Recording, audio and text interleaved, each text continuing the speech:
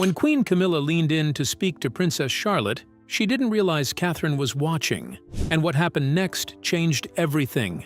It had started like any other spring weekend on the royal calendar, planned down to the minute, filled with family obligations and set against the backdrop of Windsor. But something about this particular gathering didn't sit well with Princess Catherine. She had learned to trust her instincts over the years, especially when it came to her children. Charlotte had been unusually silent all morning, not moody or angry, just withdrawn, as if trying to blend into the background. And that wasn't like her at all. The family had gathered at Windsor Castle for a private luncheon, honoring one of the Queen Consort's recent charitable patronages. These moments weren't rare, but they brought together several generations under one roof. Camilla's people, Catherine's family, and often a blend of extended royals who didn't always mix well. Catherine didn't mind these events, but she remained cautious. While Prince William could relax into his role, she had to watch everything.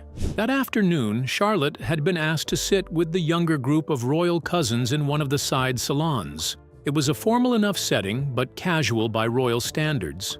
The children were expected to behave, make polite conversation, and enjoy their afternoon tea, while the adults mingled in the main hall. Catherine had helped Charlotte into her seat, kissed her forehead, and left the room with a last glance. Nothing seemed off, at least not yet. But something changed later. About 45 minutes into the gathering, Catherine was in conversation with a senior courtier when she saw Charlotte walk past one of the open doors across the corridor. The little girl wasn't crying, but her face had turned pale, her mouth tightly pressed into a line. She looked hurt, not in the scraped knee sense, but emotionally bruised. Catherine excused herself mid-sentence and followed. She found Charlotte alone at the far end of the hallway, near one of the service doors. Her hands were clasped in front of her, and she was staring at the floor. "What happened?" Catherine asked gently. Charlotte hesitated. "Nothing, Mummy." But Catherine had crouched to her eye level now. "Sweetheart, I know when something's wrong." Charlotte's voice came out quietly. "Granny Camilla said I was showing off. She told me not to speak unless I was spoken to." Catherine blinked. "When did she say that?" "When I told Louis the answer to a question," Charlotte said. "We were just playing a guessing game, but she got annoyed." Catherine didn't reply right away. She pulled Charlotte into a hug and held her there, steady and calm on the outside, but everything inside her had shifted. She had always tried to maintain peace with Camilla, even when their relationship felt like a forced dance. Camilla had her own views on hierarchy and behavior, and while she often masked them with a smile, her tone sometimes gave her away. Still, Catherine had assumed that those jabs and snubs would never extend to her children, but she was wrong. Later that day, Catherine sat beside Charlotte during the family walk through the gardens. Camilla was ahead, walking beside Charles, chatting as if the morning had unfolded without tension. Catherine watched her carefully now. It wasn't just the remark. It was the fact that Charlotte had felt the need to hide. After the garden tour, the families regrouped inside. Catherine kept a subtle eye on everything. At one point, Charlotte reached for a second scone at the refreshment table. Camilla turned, glanced down, and said with a half-smile, "Perhaps one is enough, darling. We don't want to appear greedy." There it was again. Catherine saw it clearly now. It wasn't a one-time thing. These were patterns. Small moments that didn't seem harsh if taken alone, but added up when directed at the same child, over and over. Catherine didn't react right away. She wasn't the type to make a scene, but her silence had always been deliberate, and now she had enough to stop staying silent. William hadn't noticed anything yet. He had been busy with Charles and a few senior aides discussing schedules. But later that evening, once they were back at Adelaide Cottage, Catherine would bring it up as a mother who had seen something she couldn't ignore. But before that conversation could happen, something else unfolded. Catherine didn't go into royal life expecting it to be easy. She understood the weight of duty, the unspoken rules, and trying to keep up appearances while dealing with real life behind the scenes. But what she never accepted, what she would never accept, was anyone making her children feel small, especially not someone inside the family. The moment came just after tea had been cleared. The adults moved into one of the sitting rooms off the main gallery. It was an old habit, carried over from the Queen's time. The children were allowed in for a while before being taken upstairs by their nannies. Charlotte had walked in with George and Louis, her expression neutral. She sat beside the fireplace, flipping through a book she'd picked off the shelf. That's when Camilla entered the room, carrying her glass of water, laughing softly with one of her longtime aides. Her mood seemed light. She spotted the children, gave a brief smile, then turned toward the adults. But within a few minutes, the laughter faded. George and Louis had wandered toward their grandfather, standing by Charles's side, while Charlotte remained on the armchair. A few moments later, Charlotte asked Camilla politely, "May I play the piano for a bit?" Camilla glanced over her shoulder. "The piano?" "Yes," Charlotte said, just quietly. Camilla took a sip from her glass, then looked directly at her. "Darling, that's not necessary. Let the grown-ups enjoy some peace. Why don't you sit still like a proper young lady?" It wasn't loud or cruel, but it was pointed. The words cut in a way that adults often underestimate. The tone was sharp. It made Charlotte's cheeks flush. She quietly closed her book and folded her hands. Catherine heard it.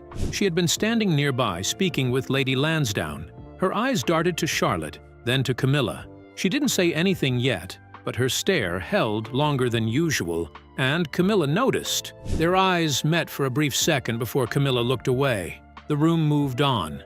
Conversations restarted, but the energy shifted. Back at Adelaide Cottage that evening, Catherine tucked Charlotte into bed herself. The house was quieter now. William was finishing up a call with his private secretary, and George was already asleep. Catherine sat on the edge of Charlotte's bed and asked, "Did you feel upset today?" Charlotte looked unsure. "A little, but I'm okay." "You don't have to pretend," Catherine said gently. Charlotte nodded. "Granny Camilla doesn't like when I talk too much." There it was, honest, direct, and no confusion. Catherine kissed her forehead, stood up, and walked down the hall. When she passed the study, William looked up. "Is she all right?" he asked. "She's trying to be," Catherine replied. William leaned back in his chair. "What happened?" Catherine told him everything, not with anger, but with clarity. She repeated Charlotte's words. Then she described how she had seen Camilla's cold remarks, dismissiveness, and repeated efforts to silence or shrink Charlotte's presence. William listened and didn't interrupt, but when Catherine finished, his jaw was set.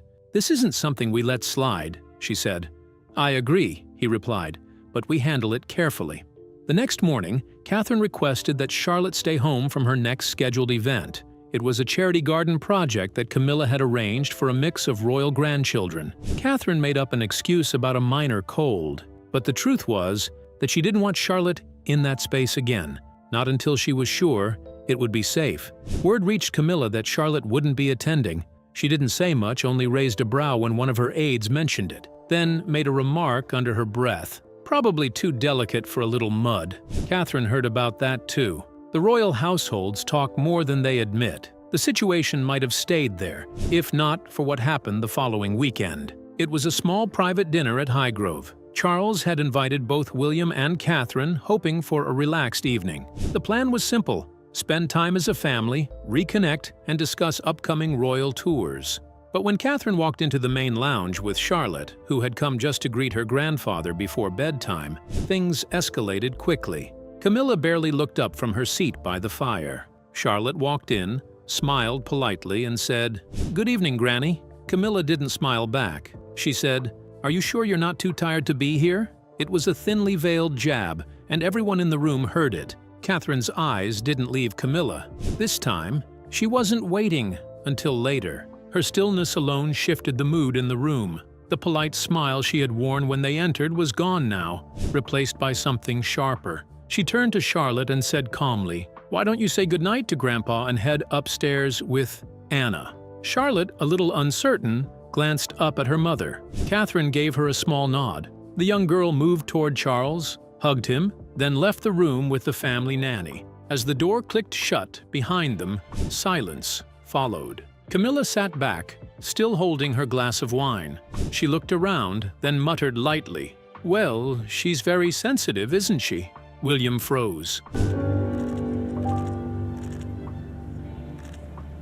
His father shifted uncomfortably in his chair, but Catherine stepped forward now, every word chosen with care. No, she's not too sensitive. She's a child, and she deserves to be spoken to with kindness. Camilla raised a brow. I didn't mean it that way. I was just surprised she's still up at this hour. It's hardly something to get upset about. Catherine didn't blink. It wasn't just tonight. It's been happening for weeks. I've heard what's been said to her, and so has she. The room grew colder. Charles tried to intervene. Darling, perhaps we should all just— No, Catherine interrupted, still calm but firm. If it were just one comment, we'd move on. But it's not one comment. It's a pattern, and I won't stand by while my daughter is made to feel less than. Camilla looked at William, expecting him to step in, but he didn't. His silence spoke louder than words. I've tried to keep peace, Catherine continued, because that's what's expected of me. I've ignored moments that didn't feel right. But this is different. This involves Charlotte, and I won't let anyone, no matter who they are, undermine her confidence. Camilla set her glass down, finally leaning forward. You're reading too much into this. You always take things so seriously. Children are resilient. Catherine's expression didn't change. Children remember how they're spoken to, especially by those who are supposed to protect them. There was nothing theatrical about it. Catherine didn't storm or shout. The gardens of Aldenridge Castle had never looked so still. 6-year-old Princess Elena stood frozen by the fountain. Her small hands clasped so tightly her knuckles had gone white, staring at a spot on the gravel path, as though the answer to something enormous might be written there. Her mother, Princess Isabel, watched from 20 feet away, and in that single frozen image, a child trying to disappear in plain sight. Something inside Isabel changed permanently. This is the story of how one mother's quiet fury reshaped the private world of a fictional royal household. A dramatized tale inspired by the universal tension between grandparents-in-law and the children caught in the middle of family hierarchy. It began, as these things often do, with something small enough to be dismissed. The occasion was a private luncheon at Aldenridge, held every spring to mark the founding of Queen Consort Margarethi's charitable trust for rural education. It was not an unusual gathering. 3 generations of the royal household convened, along with a handful of extended relatives who rarely mixed well outside of formal occasions. Isabel had attended a dozen versions of this same event over the years, and she had long ago learned to read the room the way a sailor reads weather, watching the tilt of a smile, the length of a pause, the subtle recalibration of tone that separated warmth from performance. That particular Saturday, something in Elena's demeanor was off from the moment they arrived. The little girl, usually chattering about her riding lessons or the frogs she'd found by the stream, had gone unusually quiet during the drive to the castle. Isabel noted it, but said nothing, assuming it was nerves about the formality of the day. Children absorb tension, even when they can't name it, and royal households, fictional or otherwise, are steeped in the kind of tension that never quite announces itself. The luncheon proceeded as expected. The children were seated in an adjoining salon with a rotating cast of nannies and cousins, expected to behave, sip their juice, and stay quiet until called upon. Isabel kissed Elena's forehead before leaving her there, the same ritual she performed at every formal gathering, a small anchor of reassurance before stepping into rooms where warmth had to be manufactured rather than felt. It was nearly an hour later when Isabel noticed Elena slip past a doorway alone, her face pale, her small mouth pressed into a determined line that children use when they are trying very hard not to cry. Isabel excused herself from a conversation with a trust officer and followed.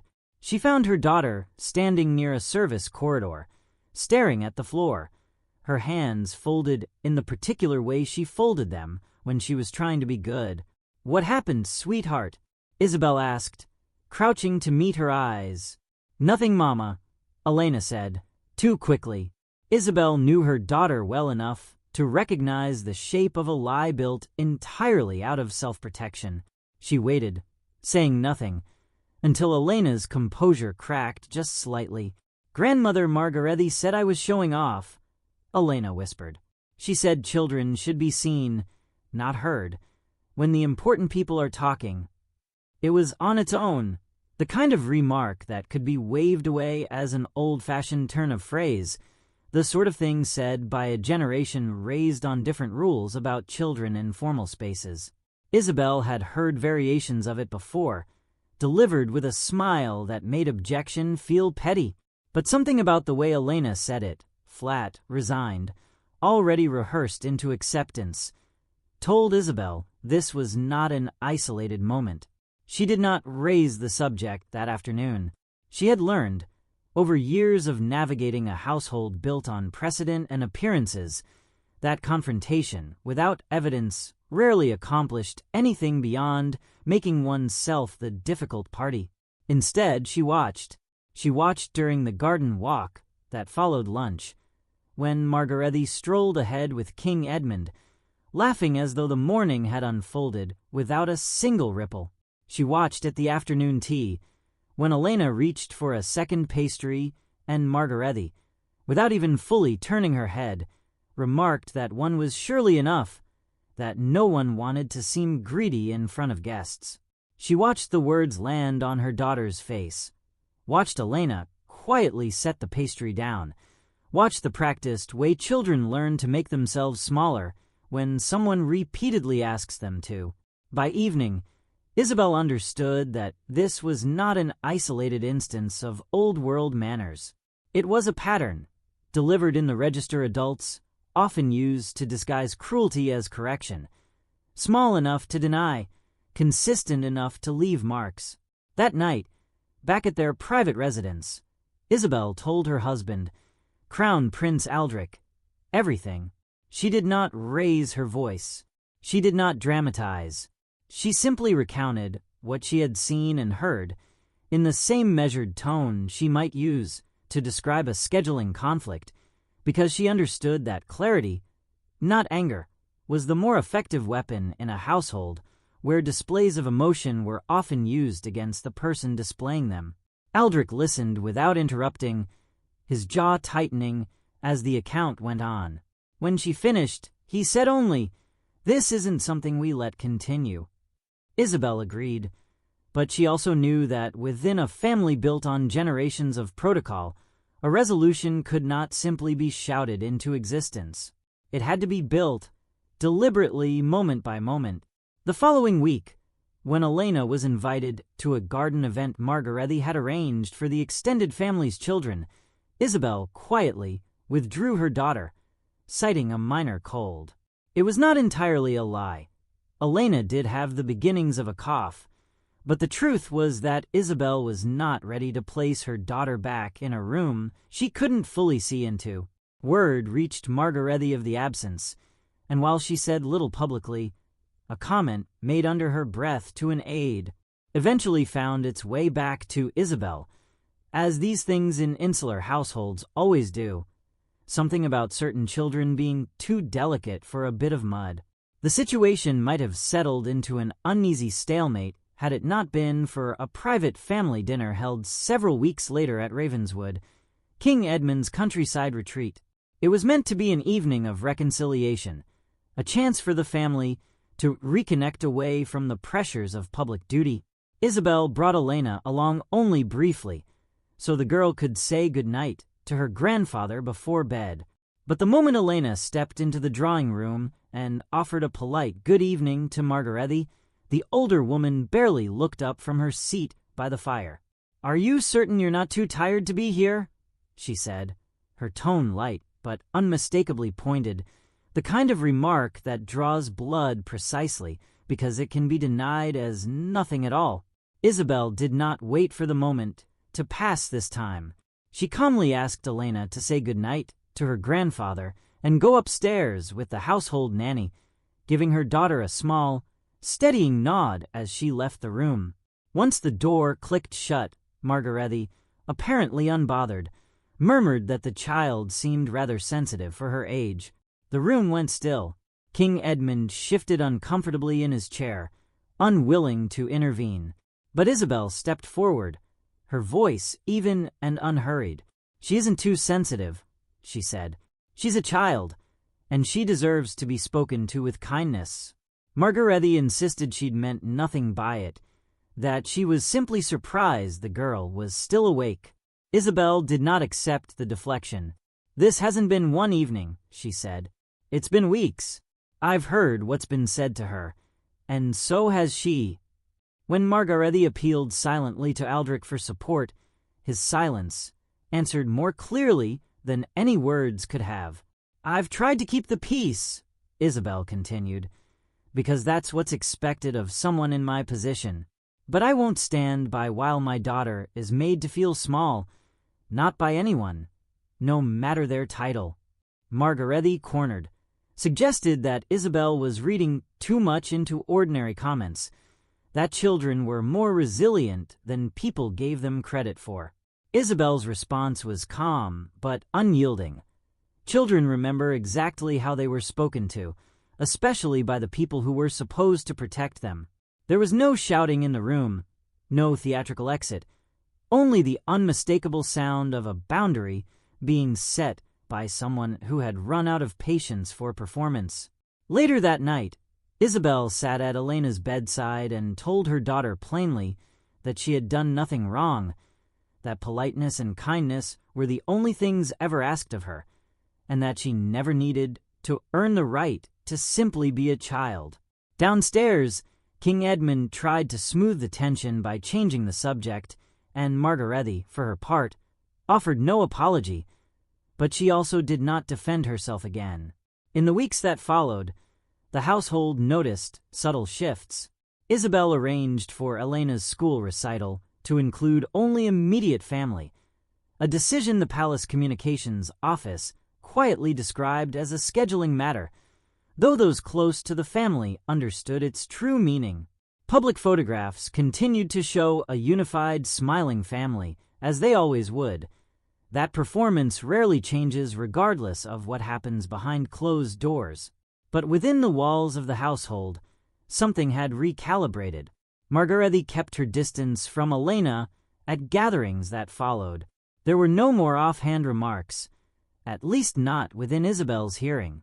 The final test came that summer, when the family gathered at Thorncliffe, the estate that had long served as the late Queen Dowager's favorite retreat and remained something of an unspoken tradition for the whole family. Isabel agreed to attend,